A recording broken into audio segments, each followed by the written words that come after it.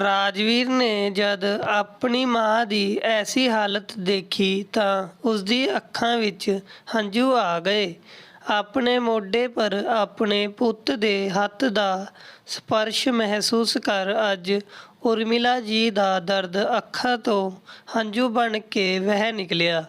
ਜਲਦੀ ਨਾਲ ਆਪਣੇ ਹੰਝੂਆਂ ਨੂੰ ਸਮੇਟਦੇ ਹੋਏ ਪਲਟੀ ਤਾਂ ਝੂਠੀ ਮੁਸਕਾਨ ਦੇ ਨਾਲ ਬੋਲੀ, "ਅਰੇ ਪੁੱਤ, ਤੂੰ ਕਦ ਆਇਆ? ਮੈਨੂੰ ਤਾਂ ਪਤਾ ਹੀ ਨਹੀਂ ਚੱਲਿਆ।" ਰਾਜਵੀਰ ਆਪਣੀ ਮਾਂ ਦੇ ਚਿਹਰੇ ਨੂੰ ਦੇਖ ਰਿਹਾ ਸੀ ਤਾਂ ਉਰਮਿਲਾ ਜੀ ਬੋਲੀ, "ਕਿਆ ਹੋਇਆ ਪੁੱਤ, ਤੂੰ ਇਵੇਂ ਕਿਉਂ ਦੇਖ ਰਿਹਾ ਹੈ?" ਰਾਜਵੀਰ ਨਮ ਅੱਖਾਂ ਨਾਲ ਬੋਲਿਆ, "ਕਿੰਨਾ ਮਾਂ, ਕਿੰਨਾ ਦਰਦ ਸਹੋਗੀ ਤੁਸੀਂ, ਹੋਰ ਕਿੰਨਾ ਝੂਠ ਬੋਲੋਗੀ। ਆਪਣੇ ਪੁੱਤ ਨੂੰ ਤੁਸੀਂ ਦੱਸਿਆ ਕਿਉਂ ਨਹੀਂ ਕਿ ਤੁਹਾਡੇ ਨਾਲ ਕੋਮਲ? ਕਿਆ ਮੈਨੂੰ ਇੰਨਾ ਵੀ ਅਧਿਕਾਰ ਨਹੀਂ ਹੈ ਕਿ ਮੈਂ ਤੁਹਾਡੇ ਦੁੱਖ ਦਰਦ ਵਿੱਚ ਸ਼ਾਮਿਲ ਹੋ ਸਕਾਂ, ਜਾਂ ਫਿਰ ਤੁਹਾਨੂੰ ਆਪਣੀ ਪਰਵਰਿਸ਼ ਪਰ ਭਰੋਸਾ ਹੀ ਨਹੀਂ?" ਕਹਿੰਦੇ ਕਹਿੰਦੇ ਦੋਨੋਂ ਮਾਂ ਪੁੱਤ ਦੀ ਅੱਖਾਂ ਨਮ ਹੋ ਗਈ ਤਾਂ ਅੱਗੇ ਵੱਧ ਕੇ ਆਪਣੀ ਮਾਂ ਨੂੰ ਗਲੇ ਲਗਾ ਲਿਆ। "ਬਸ ਮਾਂ ਬਸ, ਹੁਣ ਹੋਰ ਨਹੀਂ।" ਰਾਜਵੀਰ ਨੇ ਆਪਣੀ ਮਾਂ ਦੇ ਹੰਝੂ ਪੂੰਝੇ। ਇੰਨੇ ਵਿੱਚ ਕੋਮਲ ਰਸੋਈ ਤਰਫ ਆਉਂਦੇ ਹੋਏ ਗੁੱਸੇ ਵਿੱਚ ਚੀਕਦੇ ਹੋਏ ਬੋਲੀ, "ਇਹ ਬੁੱਢੀ ਹੁਣੇ ਤੱਕ ਇੱਕ ਕੱਪ ਕੌਫੀ ਨਹੀਂ ਬਣੀ ਤੇਰੇ ਤੋਂ, ਜਾਂ ਉੱਥੇ ਵੀ ਗੋਡਿਆਂ ਦਾ ਬਹਾਨਾ ਲੈ ਕੇ ਸੋ ਗਈ।" ਅੱਗੇ ਬੋਲਣੇ ਦੀ ਉਸਦੀ ਹਿੰਮਤ ਨਾ ਹੋਈ। ਸਾਹਮਣੇ ਰਾਜਵੀਰ ਨੂੰ ਦੇਖ ਉਸਦੀ ਜ਼ੁਬਾਨ ਬੰਦ ਹੋ ਗਈ ਸੀ। ਕੋਮਲ ਨੇ ਅੱਜ ਪਹਿਲੀ ਵਾਰ ਉਰਮਿਲਾ ਜੀ ਦੇ ਨਾਲ ਇਹੋ ਜਿਹਾ ਵਿਵਹਾਰ ਨਹੀਂ ਕੀਤਾ ਸੀ। ਇਹ ਤਾਂ ਉਸਦਾ ਰੋਜ਼ ਦਾ ਕੰਮ ਸੀ। ਹੁਣੇ ਕੁਝ ਦੇਰ ਪਹਿਲਾਂ ਦੀ ਹੀ ਗੱਲ ਹੈ, ਜਦ ਉਰਮਿਲਾ ਜੀ ਦੁਪਹਿਰ ਦੇ ਸਮੇਂ ਹਾਲ ਵਿੱਚ ਟੀਵੀ ਦੇਖ ਰਹੀ ਸੀ। ਬੱਚੇ ਥੋੜ੍ਹੀ ਦੇਰ ਪਹਿਲਾਂ ਹੀ ਸਕੂਲ ਤੋਂ ਆਏ ਸੀ ਅਤੇ ਉਹ ਆਪਣੇ ਕਮਰੇ ਵਿੱਚ ਹੋਮਵਰਕ ਕਰ ਰਹੇ ਸੀ।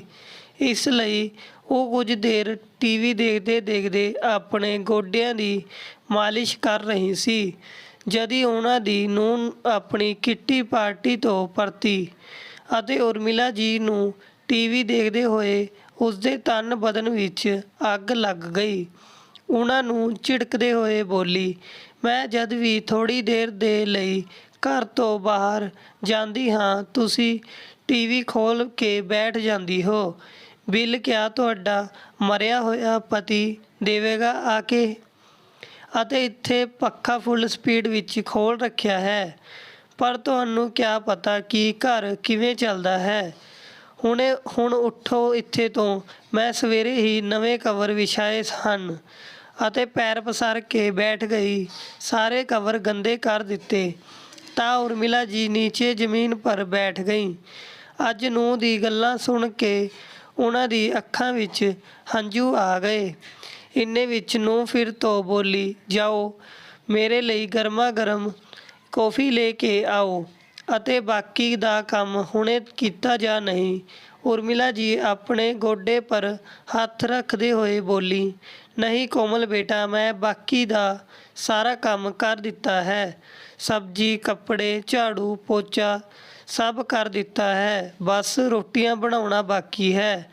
ਮੇਰੇ ਗੋਡਿਆਂ ਵਿੱਚ ਦਰਦ ਜ਼ਿਆਦਾ ਵੱਧ ਗਿਆ ਹੈ, ਇਸ ਲਈ ਰੋਟੀਆਂ ਤੂੰ ਸੇਕ ਲੈਣਾ ਬੇਟਾ। ਕਿਉਂ ਤੁਸੀਂ ਬਸ ਇੱਥੇ ਬਸ ਰੋਟੀਆਂ ਹੀ ਤੋੜਨੇ ਦੇ ਲਈ ਆਈ ਹੋ?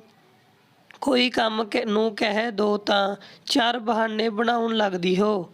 ਜੇਕਰ ਤੁਹਾਨੂੰ ਮੇਰੇ ਤੋਂ ਇੰਨੀ ਹੀ ਦੁਸ਼ਮਣੀ ਹੈ ਤਾਂ ਤੁਸੀਂ ਇੱਥੇ ਤੋਂ ਚਲੀ ਕਿਉਂ ਨਹੀਂ ਜਾਂਦੀ? ਕਿਉਂ ਮੇਰਾ ਜੀਣਾ ਹਰਾਮ ਕਰ ਰੱਖਿਆ ਹੈ? ਮੈਨੂੰ ਵੀ ਸਕੂਨ ਨਾਲ ਜੀਣ ਦਿਓ।" ਉਰਮਿਲਾ ਜੀ ਨੇ ਕੁਝ ਬੋਲਣਾ ਸਹੀ ਨਹੀਂ ਸਮਝਿਆ ਅਤੇ ਚੁੱਪਚਾਪ ਅੱਖਾਂ ਦੇ ਹੰਝੂਆਂ ਨੂੰ ਪੂੰਝਦੇ ਹੋਏ ਰਸੋਈ ਦੀ ਤਰਫ ਚੱਲ ਗਈ। ਆਪਣੀ ਮੰਮੀ ਦੀ ਤੇਜ਼ ਆਵਾਜ਼ ਸੁਣ ਕੇ ਬੱਚੇ ਵੀ ਕਮਰੇ ਤੋਂ ਬਾਹਰ ਆ ਕੇ ਆਪਣੀ ਦਾਦੀ ਨੂੰ ਦੇਖ ਰਹੇ ਸੀ। ਇੰਨੇ ਵਿੱਚ ਰਾਜਵੀਰ ਵੀ ਦਫ਼ਤਰ ਤੋਂ ਅੱਜ ਜਲਦੀ ਆ ਗਿਆ ਸੀ। ਜਦ ਉਹ ਘਰ ਦੇ ਬਾਹਰ ਸੀ ਤਾਂ ਉਸ ਨੂੰ ਕੋਮਲ ਦੀ ਚੀਕਣੇ ਦੀ ਕੁਝ ਗੱਲਾਂ ਸੁਣਾਈ ਦੇ ਰਹੀ ਸੀ, ਪਰ ਉਹ ਕਿਆ ਕਹਿ ਰਹੀ ਸੀ ਉਹ ਕੁਝ ਸਮਝ ਨਹੀਂ ਪਾ ਰਿਹਾ ਸੀ। ਘਰ ਦੇ ਅੰਦਰ ਆਇਆ ਤਾਂ ਬੱਚਿਆਂ ਨੂੰ ਵੀ ਡਰਾ ਸਹਿਮਾ ਦੇਖ ਉਸ ਨੂੰ ਬੜੀ ਹੈਰਾਨੀ ਹੋਈ। ਮਾਂ ਵੀ ਕੁਝ ਪਰੇਸ਼ਾਨ ਲੱਗ ਰਹੀ ਸੀ। ਬੱਚੇ ਕਦੀ ਆਪਣੇ ਪਿਤਾ ਦੀ ਤਰਫ ਦੇਖਦੇ ਤਾਂ ਕਦੀ ਨੋਟਬੁੱਕ ਨੂੰ ਦੇਖਦੇ। ਰਾਜਵੀਰ ਉੱਥੇ ਬੱਚਿਆਂ ਦੇ ਕੋਲ ਬੈਠ ਗਿਆ। ਉਸਨੇ ਬੱਚਿਆਂ ਤੋਂ ਪੁੱਛਿਆ, ਤੁਹਾਡੀ ਮਾਂ ਦਾਦੀ ਮਾਂ ਨੂੰ ਕੁਝ ਕਹਿ ਰਹੀ ਸੀ ਕਿਆ? ਉਹ ਦਾਦੀ ਮਾਂ ਨਾਲ ਹਮੇਸ਼ਾ ਐਸੇ ਲਹਿਜੇ ਵਿੱਚ ਗੱਲ ਕਰਦੀ ਹੈ। ਬੱਚੇ ਡਰ ਦੀ ਵਜ੍ਹਾ ਨਾਲ ਕਦੀ ਹਾਂ ਕਦੀ ਨਾ ਵਿੱਚ ਸਿਰ ਹਿਲਾਣੇ ਲੱਗੇ। ਰਾਜਵੀਰ ਨੇ ਵਿਚਾਰ ਕੀਤਾ ਕਿ ਬੱਚੇ ਵੀ ਗੱਲ ਨੂੰ ਸੱਚਾਈ ਨਾਲ ਨਹੀਂ ਰੱਖ ਪਾ ਰਹੇ ਹਨ। ਇਸ ਦਾ ਮਤਲਬ ਘਰ ਵਿੱਚ ਕੁਝ ਠੀਕ ਨਹੀਂ ਹੈ। ਮੈਨੂੰ ਵੀ ਇੰਨਾ ਸਮੇਂ ਨਹੀਂ ਮਿਲ ਪਾਉਂਦਾ ਕਿ ਮਾਂ ਦੇ ਕੋਲ ਚੰਗੇ ਨਾਲ ਵਕਤ ਬਿਤਾ ਸਕਾਂ। ਬਸ ਰਾਤ ਨੂੰ ਹੀ ਕੁਝ ਸਮੇਂ ਮਿਲਦਾ ਹੈ ਉਹਨਾਂ ਦੇ ਕੋਲ 2 ਘੜੀ ਬਿਤਾਣੇ ਦਾ। ਜਦ ਤੋਂ ਪਾਪਾ ਦਾ ਦੇਹਾਂਤ ਹੋਇਆ ਹੈ, ਮਾਂ ਬੜੀ ਇਕੱਲੀ ਹੋ ਗਈ ਹੈ। ਇਸ ਭੱਜ ਦੌੜ ਦੀ ਜ਼ਿੰਦਗੀ ਵਿੱਚ ਮੈਂ ਇੰਨਾ ਵਿਅਸਤ ਹੋ ਗਿਆ ਹਾਂ ਕਿ ਆਪਣੀ ਮਾਂ ਨੂੰ ਵੀ ਨਹੀਂ ਦੇਖ ਪਾਉਂਦਾ। ਅੱਜ ਮੈਂ ਜੋ ਸੁਣਿਆ ਹੈ, ਕਿਆ ਇਹ ਸਭ ਮੇਰੀ ਮਾਂ ਰੋਜ਼ ਸੁਣਦੀ ਹੈ? ਉਸਦਾ ਖੂਨ ਖੋਲ੍ਹਣ ਲੱਗਾ। ਉਸ ਨੂੰ ਆਪਣੀ ਮਾਂ ਦੇ ਨਾਲ ਹੋ ਰਹੀ ਬੇਇਨਸਾਫੀ ਨੇ ਜਿਵੇਂ ਅੰਦਰ ਤੱਕ ਤੋੜ ਕੇ ਰੱਖ ਦਿੱਤਾ। ਕੀ ਮੈਂ ਆਪਣੀ ਮਾਂ ਦੇ ਲਈ 2 ਵਕਤ ਦਾ ਚੈਨ ਨਾਲ ਖਾਣਾ ਵੀ ਨਹੀਂ ਦੇ ਸਕਦਾ? ਫਿਰ ਮੇਰੇ ਪੁੱਤ ਕਹਿਲਾਣੇ ਦਾ ਕਿਆ ਮਤਲਬ ਹੈ? ਲਾਨਤ ਹੈ ਮੇਰੇ ਜੈਸੇ ਪੁੱਤ ਪਰ। ਅੱਜ ਉਹ ਖੁਦ ਨੂੰ ਮਾਂ ਦਾ ਕਸੂਰਵਾਰ ਅਤੇ ਕਟਘਰੇ ਵਿੱਚ ਖੜਾ ਪਾ ਰਿਹਾ ਸੀ। ਉਸ ਨੂੰ ਉਸ ਦਿਨ ਦੇ ਦਿਨ ਯਾਦ ਆਉਣ ਲੱਗੇ ਜਦ ਉਹ ਘਰ ਆਉਂਦਾ ਸੀ ਅਤੇ ਫਿਰ ਮੁੜ ਕੇ ਜਾਂਦਾ ਸੀ ਤਾਂ ਮਾਂ ਕਿਵੇਂ ਸੁੰਨੀ ਅੱਖਾਂ ਨਾਲ ਬਹੁਤ ਦੇਰ ਤੱਕ ਉਸ ਨੂੰ ਦੇਖਦੀ ਰਹਿੰਦੀ ਸੀ। ਮੈਨੂੰ ਪਤਾ ਹੁੰਦਾ ਸੀ ਕਿ ਉਹ ਅੰਦਰ ਤੋਂ ਦੁਖੀ ਹਨ ਅਤੇ ਉਸ ਉਮਰ ਵਿੱਚ ਵੀ ਉਹ ਬੇਚਾਰੀ ਰਸੋਈ ਵਿੱਚ ਕੰਮ ਕਰਦੀ ਸੀ। ਇਸ ਉਮਰ ਵਿੱਚ ਤਾਂ ਲੋਕਾਂ ਨੂੰ ਆਰਾਮ ਅਤੇ ਆਪਣੇ ਬੱਚੇ ਦੇ ਸਹਾਰੇ ਦੀ ਜ਼ਰੂਰਤ ਹੁੰਦੀ ਹੈ। ਮਗਰ ਮੈਂ ਅੱਜ ਆਪਣੀ ਮਾਂ ਦਾ ਅਪਮਾਨ ਬਰਦਾਸ਼ਤ ਨਹੀਂ ਕਰ ਪਾਊਂਗਾ। ਜਦ ਪਾਪਾ ਸੀ ਤਾਂ ਮਾਂ ਕਿੰਨੀ ਖੁਸ਼ ਸੀ। ਰਾਜਵੀਰ ਸੋਚਦੇ ਉਸਦੇ ਸਾਹਮਣੇ ਬੀਤੀ ਹੋਈ ਯਾਦਾਂ ਦਾ ਚਲਚਿੱਤਰ ਘੁੰਮਣ ਲੱਗਾ। ਉਰਮਿਲਾ ਜੀ, ਇੰਨੀ ਖੁਸ਼ਬੂ ਰਸੋਈ ਛੱਡੋ, ਪੂਰਾ ਘਰ ਮਹਿਕ ਰਿਹਾ ਹੈ। ਕਿਆ ਬਣਾਇਆ ਹੈ? ਅਸੀਂ 2 ਇਕੱਲੇ ਪ੍ਰਾਣੀਆਂ ਦੇ ਲਈ। ਜਾ ਕੇ ਪਤਨੀ ਦੇ ਮੋਢੇ ਨੂੰ ਬੜੇ ਪਿਆਰ ਨਾਲ ਫੜਦੇ ਹੋਏ ਰਸੋਈ ਵਿੱਚ ਬਣੇ ਪਕਵਾਨ ਪਰ ਨਜ਼ਰ ਪਾਉਣ ਲੱਗੇ।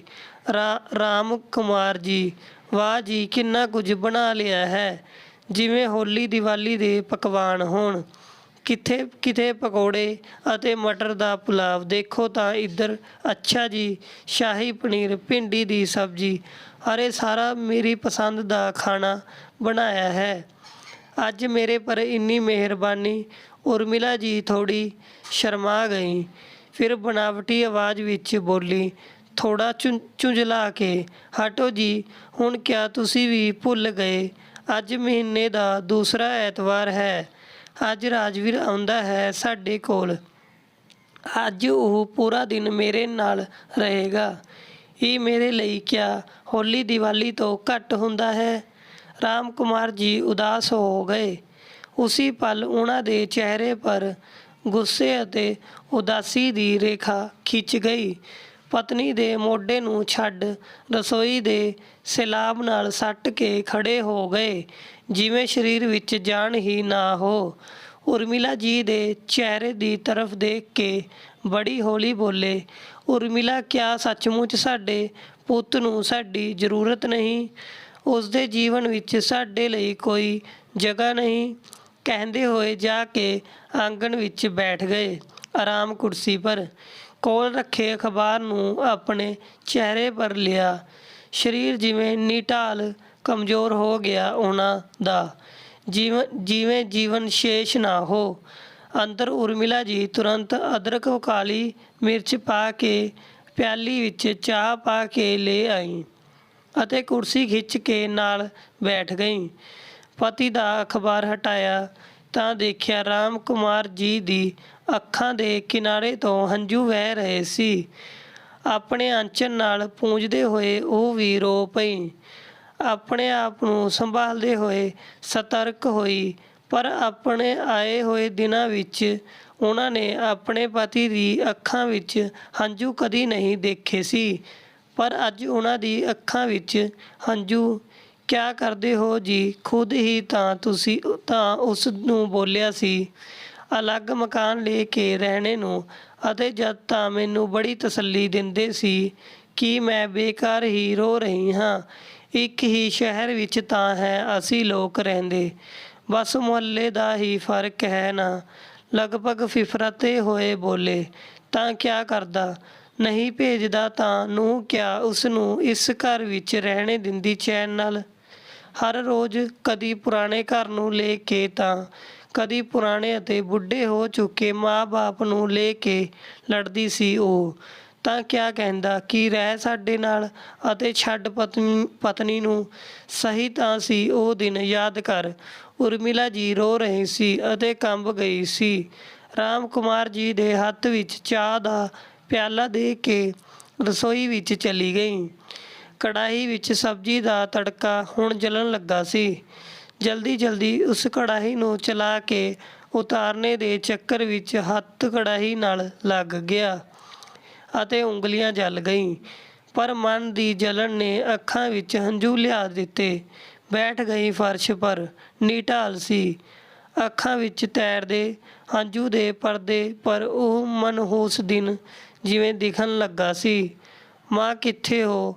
ਮਾਂ ਦੇਖੋ ਅੱਜ ਉਹ ਬੜਾ ਘਰ ਲੈ ਲਿਆ ਮੈਂ। ਹੁਣ ਕੋਮਲ ਨੂੰ ਵੀ ਸ਼ਿਕਾਇਤ ਨਹੀਂ ਹੋਵੇਗੀ ਅਤੇ ਅਸੀਂ ਇਕੱਠੇ ਰਹਿ ਸਕਾਂਗੇ। ਪੁੱਤ ਦੇ ਲਈ ਵੱਡੀ ਖੁਸ਼ੀ, ਅਤੇ ਉਸ ਤੋਂ ਵੱਡੀ ਖੁਸ਼ੀ ਮਾਂ-ਬਾਪ ਦੇ ਲਈ ਕਿ ਪੁੱਤ ਇਸ ਲਾਇਕ ਹੋ ਗਿਆ ਕਿ ਇੰਨੇ ਵੱਡੇ ਸ਼ਹਿਰ ਵਿੱਚ ਘਰ ਖਰੀਦ ਲਿਆ। ਉਰਮਿਲਾ ਜੀ ਜਲਦੀ ਜਲਦੀ ਹਲਵਾ ਬਣਾਉਣ ਲੱਗੀ। ਈਸ਼ਵਰ ਨੂੰ ਭੋਗ ਚੜ੍ਹਾਉਣਾ ਸੀ ਕਿ ਜਦੀ ਕੋਮਲ ਆਈ। ਰਾਜਵੀਰ, ਕੁਝ ਹੀ ਕੱਪੜੇ ਪੈਕ ਕਰਾਂਗੇ, ਅਸੀਂ ਨਵੇਂ ਘਰ ਵਿੱਚ ਮੂਵ ਕਰਾਂਗੇ। ਵੈਸੇ ਵੀ ਮਾਂ ਪਾਪਾ ਜੀ ਹੈ ਇੱਥੇ, ਜਿਵੇਂ ਜ਼ਰੂਰਤ ਹੋਵੇਗੀ ਤੁਸੀਂ ਮਾਂ ਪਿਤਾ ਜੀ ਨੂੰ ਲੈ ਕੇ ਆ ਜਾਣਾ। ਬਾਕੀ ਘਰ ਫੁੱਲ ਐਂਡ ਫਿਨਿਸ਼ ਹੈ ਹੀ। ਪਰ ਮਾਂ ਪਿਤਾ ਜੀ ਇੱਥੇ ਕਿਉਂ ਰਹਿਣਗੇ? ਤੁਸੀਂ ਸੋਚੋ। ਮੈਨੂੰ ਨਹੀਂ ਲੱਗਦਾ ਇਹ ਲੋਕ ਆਪਣਾ ਘਰ ਛੱਡ ਕੇ ਜਾਣਾ ਚਾਹੁੰਣਗੇ। ਅਤੇ ਤੁਹਾਨੂੰ ਪਰੇਸ਼ਾਨੀ ਹੈ ਤਾਂ ਤੁਸੀਂ ਲੈ ਚੱਲੋ ਇਹਨਾਂ ਨੂੰ, ਪਰ ਇਹਨਾਂ ਦੀ ਜ਼ਿੰਮੇਵਾਰੀ ਮੇਰੀ ਨਹੀਂ ਹੋਵੇਗੀ। ਸਪਾਟ ਢੰਗ ਨਾਲ ਇੰਨੀ ਕੜਵੀ ਗੱਲ ਕਹਿ ਦਿੱਤੀ। ਕੋਮਲ ਨੇ ਤਿੰਨੇ ਹੈਰਾਨ ਹੋ ਗਏ। ਪਰ ਰਾਮ ਕੁਮਾਰ ਜੀ ਨੇ ਅਚਾਨਕ ਬੋਲਣਾ ਸ਼ੁਰੂ ਕੀਤਾ। ਰਾਜਵੀਰ, ਤੁਸੀਂ ਜਾਓ ਆਪਣੇ ਘਰ ਵਿੱਚ, ਅਸੀਂ ਆਪਣੇ ਘਰ ਵਿੱਚ ਰਹਾਂਗੇ। ਅਤੇ ਹਾਂ, ਕਿਸੇ ਨੂੰ ਸਾਡੀ ਜ਼ਿੰਮੇਵਾਰੀ ਲੈਣੇ ਦੀ ਜ਼ਰੂਰਤ ਨਹੀਂ ਹੈ। ਅਸੀਂ ਦੋਨੋਂ ਇੱਕ ਦੂਸਰੇ ਦੇ ਲਈ ਕਾਫੀ ਹਾਂ। ਰਾਜਵੀਰ ਨੇ ਆਪਣੇ ਪਾਪਾ ਦੀ ਇੰਨੀ ਸਖਤ ਗੱਲ ਕਦੀ ਨਹੀਂ ਸੁਣੀ। ਜਾ ਕੇ ਪੈਰਾਂ ਵਿੱਚ ਗਿਰ ਗਿਆ। ਪਾਪਾ, ਤੁਸੀਂ ਆਪਣਾ ਫੈਸਲਾ ਸੁਣਾ ਦਿੱਤਾ। ਕੋਮਲ ਨੇ ਆਪਣੀ ਜਿੱਦ। ਪਰ ਮੇਰੀ ਇੱਛਾਵਾਂ ਦਾ ਕਿਆ ਪਾਪਾ? ਜਦ ਰਾਮ ਕੁਮਾਰ ਜੀ ਨੇ ਉਸ ਨੂੰ ਉਠਾ ਕੇ ਸੀਨੇ ਨਾਲ ਲਗਾ ਲਿਆ। ਕਿਆ ਹੋਇਆ? ਇੱਕ ਹੀ ਸ਼ਹਿਰ ਵਿੱਚ ਤਾਂ ਹਾਂ, ਆਉਂਦੇ ਜਾਂਦੇ ਰਹਿਣਾ। ਹੋ ਸਕੇ ਤਾਂ ਸਵੇਰੇ ਜ਼ਰੂਰ ਆਉਣਾ, ਦੇਖਣੇ ਕਿ ਅਸੀਂ ਜਿੰਦਾ ਹਾਂ ਕਿ ਨਹੀਂ। ਜਦ ਵੀ ਰਾਜਵੀਰ ਨਹੀਂ ਜਾਣਾ ਚਾਹੁੰਦਾ ਸੀ, ਪਰ ਉਸ ਕੋਮਲ ਨੇ ਰਾਤ ਭਰ ਇੰਨਾ ਹੰਗਾਮਾ ਕੀਤਾ। ਰਾਮ ਕੁਮਾਰ ਜੀ ਹੱਥ ਜੋੜ ਪੁੱਤ ਦੇ ਸਾਹਮਣੇ ਖੜੇ ਹੋ ਗਏ ਸੀ। ਚਲੇ ਜਾ ਪੁੱਤ, ਤੇਰੇ ਚੰਗੇ ਪੁੱਤ ਹੋਣੇ ਪਰ ਸਾਨੂੰ ਕੋਈ ਸੰਦੇਹ ਨਹੀਂ। ਬਸ ਚਾਹੁੰਦਾ ਹਾਂ ਉਹ ਰਿਸ਼ਤਾ ਜੋ ਹੁਣੇ ਬਣਿਆ ਹੈ ਉਹ ਸਾਡੀ ਵਜ੍ਹਾ ਨਾਲ ਨਾ ਟੁੱਟੇ। ਆਪਣੇ ਰਿਸ਼ਤੇ ਨੂੰ ਸਮੇਂ ਦਿਓ। ਨਾ ਸੰਭਲ ਪਾਏ ਤਾਂ ਮੈਂ ਜਿੱਦ ਨਹੀਂ ਕਰੂੰਗਾ, ਪਰ ਪੁੱਤ ਇੱਕ ਕੋਸ਼ਿਸ਼ ਤਾਂ ਬਣਦੀ ਹੈ ਨਾ।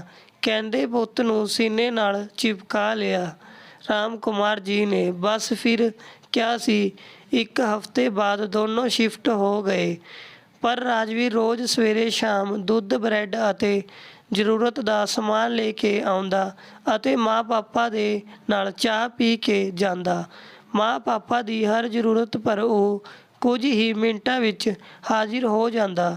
ਮਹੀਨੇ ਵਿੱਚ ਉਹਨਾਂ ਨੂੰ ਡਾਕਟਰ ਦੇ ਕੋਲ ਲੈ ਜਾਣਾ, ਦਫ਼ਤਰ ਆਉਂਦੇ ਜਾਂਦੇ ਇਵੇਂ ਹੀ ਕਦੀ ਘਰ ਪਹੁੰਚ ਜਾਣਾ।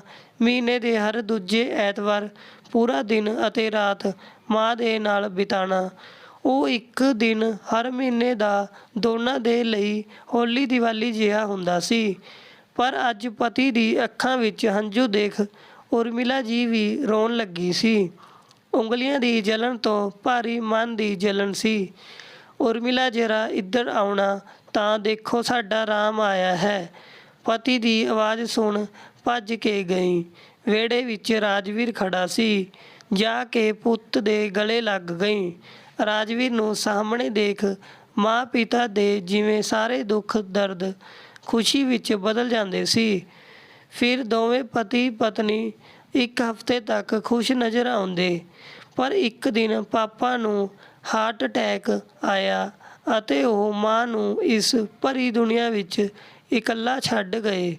ਉਰਮਿਲਾ ਜੀ ਤਾਂ ਇੱਕ ਦਮ ਤੋਂ ਇਕੱਲੀ ਹੋ ਗਈ ਸੀ। ਤਾਂ ਰਾਜਵੀਰ ਮਾਂ ਨੂੰ ਆਪਣੇ ਨਾਲ ਲੈ ਆਇਆ ਸੀ।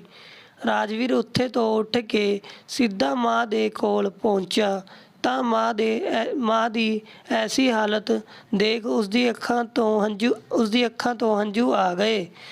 ਰਾਜਵੀਰ ਆਪਣੀ ਮਾਂ ਦਾ ਹੱਥ ਆਪਣੇ ਸਿਰ ਪਰ ਰੱਖਦੇ ਹੋਏ ਕਿਹਾ, ਮਾਂ ਤੁਹਾਨੂੰ ਮੇਰੀ ਕਸਮ, ਅੱਜ ਤੁਸੀਂ ਝੂਠ ਨਹੀਂ ਬੋਲੋਗੇ। ਮੇਰੀ ਨਾ ਮੌਜੂਦਗੀ ਵਿੱਚ ਮੈਨੂੰ ਸੱਚ-ਸੱਚ ਦੱਸੋ ਕਿ ਤੁਹਾਡੇ ਨਾਲ ਇੱਥੇ ਕਿਆ ਹੁੰਦਾ ਹੈ। ਉਰਮਿਲਾ ਜੀ ਨਮ ਅੱਖਾਂ ਨਾਲ ਬੋਲੀ। ਮੈਂ ਨੂੰਹ ਤੋਂ ਕੁਝ ਵੀ ਪੁੱਛਦੀ ਹਾਂ ਤਾਂ ਉਹ ਪਲਟ ਕੇ ਜਵਾਬ ਦਿੰਦੀ ਹੈ, ਬੁੱਢੀ ਤੂੰ ਚੁੱਪਚਾਪ ਰਹਿ। ਤੈਨੂੰ ਮੇਰੇ ਤੋਂ ਕਿਆ ਮਤਲਬ ਹੈ ਕਿ ਮੈਂ ਕਿਆ ਕਰ ਰਹੀ ਹਾਂ, ਕਿਆ ਨਹੀਂ ਕਰ ਰਹੀ। ਕਿਆ ਮੇਰੀ ਹੁਣ ਇਸ ਘਰ ਵਿੱਚ ਇੰਨੀ ਪੁੱਛ ਨਹੀਂ ਬੇਟਾ? ਨੂੰਹ ਇੱਕ ਵਾਰ ਮੈਨੂੰ ਕੁਝ ਕਰਨੇ ਤੋਂ ਪਹਿਲਾਂ ਮੈਨੂੰ ਦੱਸਦੀ ਵੀ ਨਹੀਂ। ਸਲਾਹ ਲੈਣਾ ਤਾਂ ਦੂਰ ਦੀ ਗੱਲ, ਅਰੇ ਅਸੀਂ ਤਾਂ ਘਰ ਦੇ ਛੋਟੇ-ਛੋਟੇ ਕੰਮ ਵੀ ਤੇਰੀ ਦਾਦੀ ਦੀ ਸਲਾਹ ਦੇ ਬਿਨਾਂ ਪੁੱਛੇ ਨਹੀਂ ਕਰਦੇ ਸੀ। ਜਦ ਵੀ ਮੈਂ ਆਪਣੀ ਸੱਸ ਤੋਂ ਕੁਝ ਪੁੱਛਦੀ ਸੀ ਤਾਂ ਕਿਵੇਂ ਉਹਨਾਂ ਦੀ ਅੱਖਾਂ ਵਿੱਚ ਚਮਕ ਆ ਜਾਂਦੀ ਸੀ। ਮਾਨ ਸਨਮਾਨ ਅਤੇ ਤੇਰੀ ਦਾਦੀ ਨੂੰ ਵੀ ਮੈਨੂੰ ਆਪਣੇ ਪੂਰੇ ਤਜਰਬੇ ਦੇ ਅਨੁਸਾਰ ਮੈਨੂੰ ਸਲਾਹ ਦਿੰਦੀ ਸੀ। ਪਰ ਕੋਮਲ ਨੂੰ ਦੇ ਲਈ ਮੈਂ ਤਾਂ ਸਿਰਫ ਇਸ ਘਰ ਦਾ ਫਾਲਤੂ ਸਮਾਨ ਦੇ ਇਲਾਵਾ ਕੁਝ ਨਹੀਂ ਹਾਂ। ਜਦ ਤੱਕ ਘਰ ਵਿੱਚ ਤੂੰ ਰਹਿੰਦਾ ਹੈ, ਜਦ ਤੱਕ ਉਹ ਥੋੜ੍ਹਾ ਬਹੁਤ ਦਿਖਾਵਾ ਕਰਦੀ ਹੈ, ਪਰ ਤੇਰੇ ਜਾਂਦੇ ਹੀ ਉਹ ਮੇਰੀ ਤਰਫ ਤੋਂ ਬਿਲਕੁਲ ਨਜ਼ਰ ਫੇਰ ਲੈਂਦੀ ਹੈ। ਜੇਕਰ ਤੂੰ ਕਦੀ ਮੈਨੂੰ ਮੇਰੀ ਮਨਪਸੰਦ ਦੀ ਚੀਜ਼ ਲਿਆ ਕੇ ਦਿੰਦਾ ਹੈ ਤਾਂ ਨੂੰ ਇਸ ਗੱਲ ਪਰ ਤੇਰੇ ਜਾਣੇ ਦੇ ਬਾਅਦ ਝਗੜਾ ਕਰਨ ਲੱਗਦੀ ਹੈ। ਇਸ ਲਈ ਮੈਂ ਹੀ ਅੱਗੇ ਵੱਧ ਕੇ ਤੈਨੂੰ ਕਹਿੰਦੀ ਹਾਂ ਕਿ ਪੁੱਤ ਮੇਰੇ ਤੋਂ ਇਹ ਚੀਜ਼ਾਂ ਹਜ਼ਮ ਨਹੀਂ ਹੁੰਦੀ ਨਾ ਲਿਆਇਆ ਕਰੋ। ਮੈਂ ਨੂੰਹ ਦੀ ਕਿੰਨੀ ਹੀ ਗੱਲਾਂ ਨੂੰ ਅਣਦੇਖਾ ਕਰਦੀ ਹਾਂ, ਪਰ ਨੂੰਹ ਆਪਣੀ ਘਟੀਆ ਹਰਕਤਾਂ ਕਰਨੇ ਤੋਂ ਬਾਜ਼ ਨਹੀਂ ਆਉਂਦੀ। ਹੁਣ ਬੱਚਿਆਂ ਨੂੰ ਵੀ ਇਸ ਤਰ੍ਹਾਂ ਦੀ ਗੱਲਾਂ ਸਿਖਾਉਣ ਲੱਗੀ ਹੈ। ਬਾਹਰ ਤੋਂ ਕੁਝ ਖਾਣੇ ਦਾ ਸਮਾਨ ਮੰਗਵਾਉਂਦੀ ਹੈ ਤਾਂ ਬੱਚੇ ਮੇਰੇ ਤੋਂ ਲੁਕਾ ਕੇ ਲਿਆਉਂਦੇ ਹਨ ਅਤੇ ਮੇਰੇ ਲੇਟ ਜਾਣੇ ਦੇ ਬਾਅਦ ਹੀ ਖਾਂਦੇ ਹਨ। ਜਦ ਵੀ ਮੈਂ ਕਿਸੇ ਦੇ ਨਾਲ ਬੈਠੀ ਹੁੰਦੀ ਹਾਂ ਤਾਂ ਬੱਚੇ ਆਸ-ਪਾਸ ਘੁੰਮਦੇ ਰਹਿੰਦੇ ਹਨ ਅਤੇ ਇਸ ਗੱਲ ਦਾ ਧਿਆਨ ਰੱਖਦੇ ਹਨ ਕਿ ਦਾਦੀ ਆਪਣੀ ਸਹੇਲੀਆਂ ਦੇ ਨਾਲ ਕਿਆ ਗੱਲਾਂ ਕਰ ਰਹੀ ਹੈ। ਇੱਕ ਦੋ ਵਾਰ ਉਰਮਿਲਾ ਜੀ ਨੇ ਬੱਚਿਆਂ ਨੂੰ ਖਾਣੇ ਪੀਣੇ ਦੀ ਚੀਜ਼ ਲੈ ਜਾਂਦੇ ਹੋਏ ਦੇਖ ਕੇ ਪੁੱਛਿਆ, ਵੀ ਕਿਆ ਲਿਜਾ ਰਹੇ ਹੋ? ਤਾਂ ਬੱਚੇ ਗੱਲਾਂ ਬਣਾਉਂਦੇ ਹੋਏ ਬੋਲੇ, ਦਾਦੀ ਘਰ ਦਾ ਸਮਾਨ ਹੈ। ਅਸੀਂ ਇਸ ਲਈ ਉੱਥੇ ਬੈਠੇ ਹਾਂ ਕਿ ਜੇਕਰ ਤੁਹਾਨੂੰ ਜਾਂ ਤੁਹਾਡੀ ਸਹੇਲੀ ਨੂੰ ਕੋਈ ਜ਼ਰੂਰਤ ਹੋ ਤਾਂ ਆਵਾਜ਼ ਨਾ ਲਗਾਉਣੀ ਪਵੇ। ਉਰਮਿਲਾ ਜੀ ਦੀ ਉੱਥੇ ਇੱਕ ਦੋ ਪੜੋਸੀਆਂ ਨਾਲ ਜਾਣ ਪਹਿਚਾਣ ਹੋ ਗਈ ਸੀ। ਬਸ ਉਹੀ ਉਹਨਾਂ ਨਾਲ ਮਿਲਣ ਆ ਜਾਇਆ ਕਰਦੀ ਸੀ। ਉਹ ਵੀ ਸਭ ਸਮਝਦੀ ਸੀ ਕਿਉਂਕਿ ਸਭੀ ਨੇ ਆਪਣੇ ਵਾਲ ਧੁੱਪ ਵਿੱਚ ਚਿੱਟੇ ਨਹੀਂ ਕੀਤੇ ਸੀ, ਪਰ ਕਹਿੰਦੀ ਕੁਝ ਨਹੀਂ। ਕਹਿ ਕੇ ਉਹ ਉਰਮਿਲਾ ਜੀ ਦਾ ਦਿਲ ਦੁਖਾਉਣਾ ਨਹੀਂ ਚਾਹੁੰਦੀ ਸੀ। ਇੱਕ ਦੋ ਵਾਰ ਉਰਮਿਲਾ ਜੀ ਨੇ ਉਸ ਨੂੰ ਸਮਝਾਉਣਾ ਵੀ ਚਾਹਿਆ। ਚੰਗਾ ਲੱਗਦਾ ਹੈ ਕਿਆ?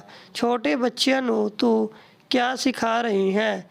ਕਿਆ ਮੈਂ ਖਾਣੇ ਪੀਣੇ ਦੀ ਚੀਜ਼ਾਂ ਨਹੀਂ ਦੇਖੀ ਹਨ? ਮੇਰੇ ਤੋਂ ਇਹ ਲੁਕਾਵ ਛੁਪਾ ਕਿਉਂ?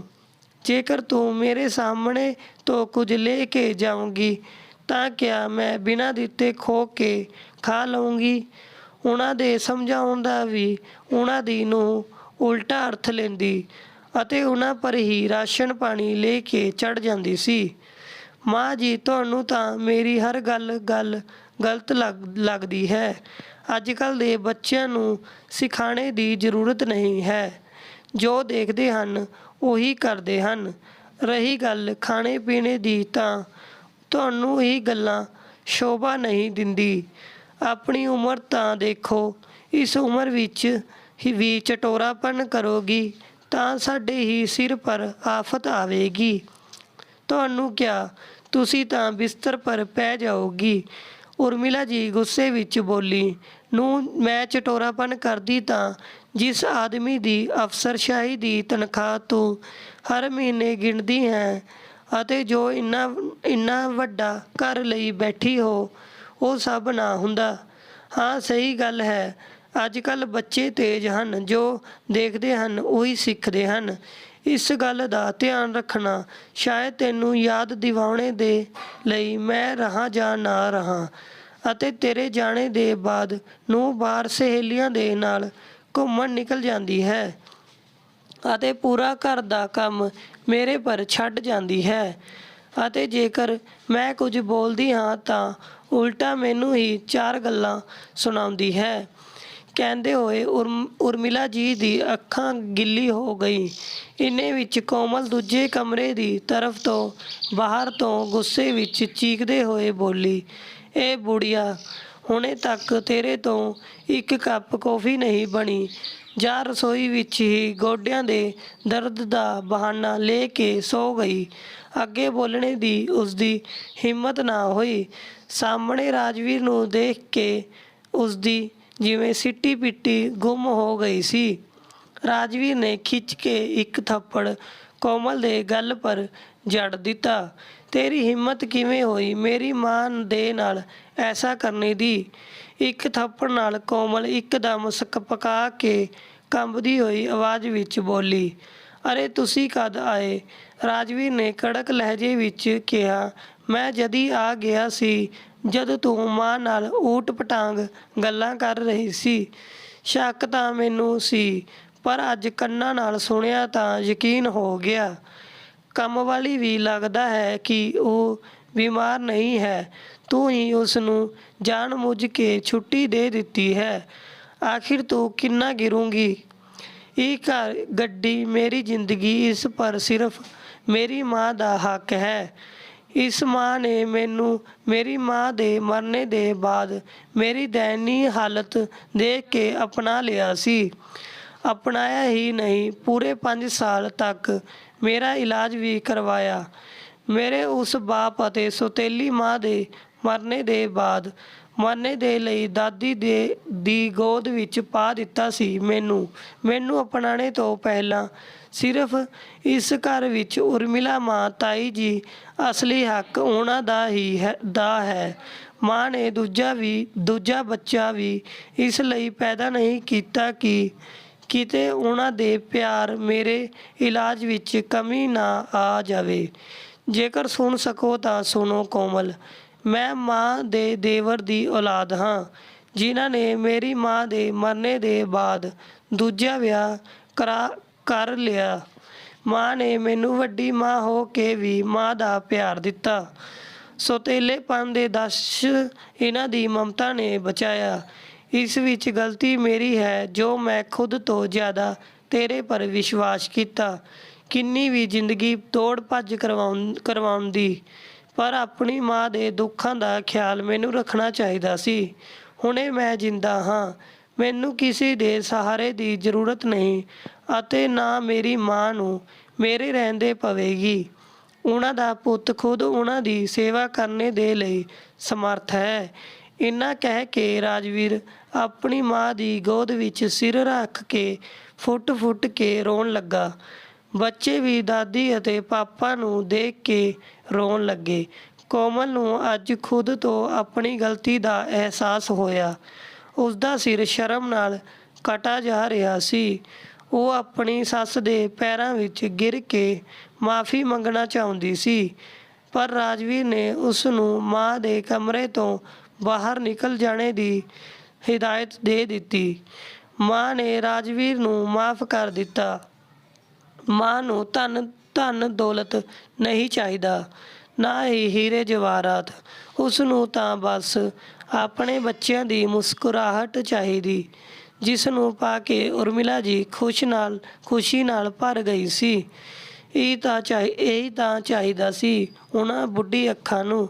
ਰਾਜਵੀਰ ਨੇ ਆਪਣੀ ਪਤਨੀ ਨੂੰ ਅੱਜ ਤੱਕ ਮਾਫ਼ ਨਹੀਂ ਕੀਤਾ ਅਤੇ ਇੰਨੇ ਸਾਲਾਂ ਬਾਅਦ ਅੱਜ ਉਹਨਾਂ ਦੀ ਉਹੀ ਨੂੰ ਇੰਨੇ ਵੱਡੇ ਮਕਾਨ ਦੇ ਪਿਛਲੇ ਕਮਰੇ ਵਿੱਚ ਇਕੱਲੀ ਸੀ।